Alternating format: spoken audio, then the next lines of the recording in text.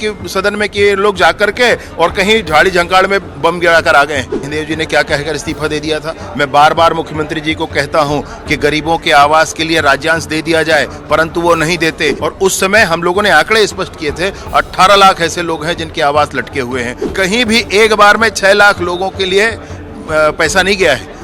जवानों की भुजाओं की ताकत पर इनको विश्वास करना चाहिए। इस जवानों के भुजाओं की ताकत पर ही हो रहा है, लेकिन ये तो सर्जिकल स्ट्राइक पर भी प्रश्न उठाते हैं। सीएम विजय शर्मा यहाँ मौजूद है। एक साल शानदार, एक साल का रिपोर्ट कार्ड उन्होंने यहाँ पेश किया। आपने रिपोर्ट कार्ड पेश की, आपने कहा कि अपना कमिटमेंट आपने पूरा किया, प्रधानमंत्री आवास दिया है, जो घोटाले भ्रष्टाचार हो तो उस पर एक्शन लिया है। इसके अलावा नक्सलवाद को खत्म करने की दिशा में भी काम कर रहे हैं, महतारी वंदन का भी पैसा मिल रहा है। कांग्रेस और पूर्व मुख्यमंत्री भूपेश बघेल इससे सहमत नहीं। उनका खुद का कहना है कि उनके जो पाटन क्षेत्र में एक भी मकान नहीं मिला है, महतारी वंदन का पैसा भी बहुत सारी महिलाओं को नहीं मिल रहा है। सवाल खड़ा कर रहे हैं, क्या कहना है आप भाई मुझे एक बात बताएं, इनकी ही सरकार थी भूपेश बघेल की, टीएस सिंहदेव जी ने क्या कहकर इस्तीफा दे दिया था। मैं बार बार मुख्यमंत्री जी को कहता हूं कि गरीबों के आवास के लिए राज्यांश दे दिया जाए, परंतु वो नहीं देते, इसलिए मैं मंत्री पद ये वाला विभाग छोड़ता हूं। ऐसा कह के उन्होंने विभाग छोड़ा था। अब आपको ध्यान है इस विषय का, जब उन्होंने ये कहकर विभाग छोड़ा था उसी समय हम लोगों ने आंदोलन किया था, मोर आवास मोर अधिकार ये कह के, और उस समय हम लोगों ने आंकड़े स्पष्ट किए थे, 18 लाख ऐसे लोग हैं जिनके आवास लटके हुए हैं। कुछ के अधूरे हैं, कुछ के बनने बाकी, उनके कुछ को आपने स्वीकृति दी नहीं। आज आपको मैं बताना ये चाहता हूं कि नई सरकार के बनने के बाद लगभग 2 लाख आवास पूर्ण किए गए और केंद्र की सरकार से चर्चा करके 8,47,000 आवास पहली बार पूरे देश में, पूरे राज्यों में, छत्तीसगढ़ में हुआ है। 8,47,000 आवास एक बार में स्वीकृत किए गए हैं और उसमें से 6 लाख लोगों के पहले किस्त का पैसा जा चुका है। मैं आपसे फिर कह रहा हूं, कहीं भी एक बार में 6 लाख लोगों के लिए पैसा नहीं गया है, परंतु भाजपा का यह संकल्प था।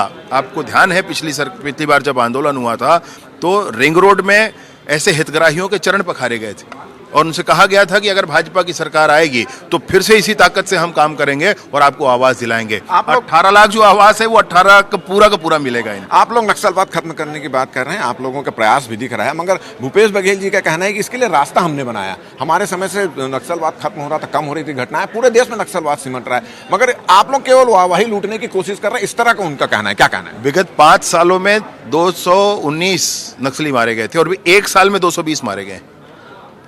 कॉम्प्रोमाइज्ड टाइप की थी भाई सरकार।